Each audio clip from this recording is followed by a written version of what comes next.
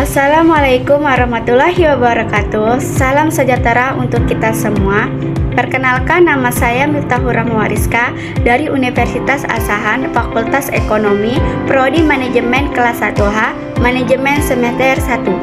Nah, di video kali ini saya akan menjelaskan materi tentang paragraf dalam bahasa Indonesia. Ada beberapa poin yang akan saya jelaskan tentang materi paragraf dalam bahasa Indonesia. Apa aja sih? Nah, mari kita simak sama-sama. Nah, ada 3 poin yang saya akan bahas di video kali ini. Yang pertama, pengertian paragraf. Yang kedua, ciri-ciri paragraf. Dan yang ketiga, jenis-jenis paragraf. Di sini saya akan membahas pengertian paragraf. Paragraf adalah unsur kesatuan pikiran dalam satu bentuk.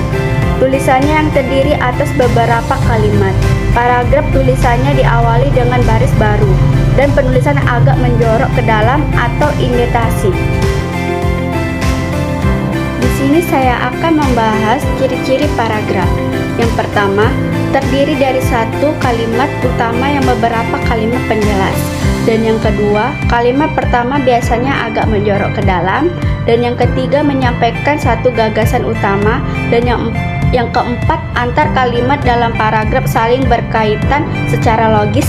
Dan yang kelima, mengandung koherensi atau keserasian bentuk dan koherensi atau keserasian makna. Di sini saya akan bahas jenis-jenis paragraf. Paragraf berdasarkan letak gagasan utama yang mempunyai 3 poin. Yang pertama, paragraf deduktif. Paragraf deduktif, gagasan utama berada di awal paragraf, diikuti oleh kalimat-kalimat penjelas. Dan yang kedua, paragraf induktif. Paragraf induktif, gagasan utama berada di akhir paragraf setelah kalimat-kalimat penjelas. Dan yang ketiga, paragraf campuran.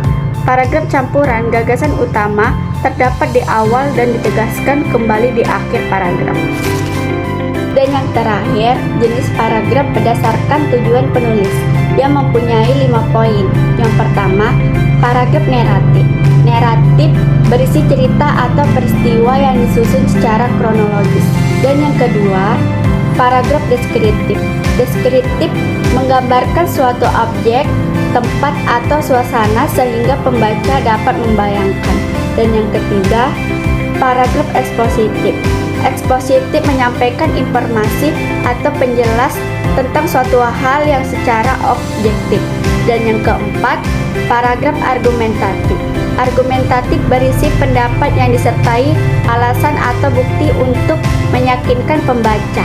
Dan yang kelima, paragraf persuasif. Persuasif bertujuan membujuk atau mengajak pembaca untuk melakukan suatu. Nah, itu tadi penjelasan dari video saya tentang paragraf dalam bahasa Indonesia. Semoga dapat bermanfaat bagi teman-teman sekalian. Saya Miftahur Rahma Wariska, pamit undur diri. Assalamualaikum warahmatullahi wabarakatuh.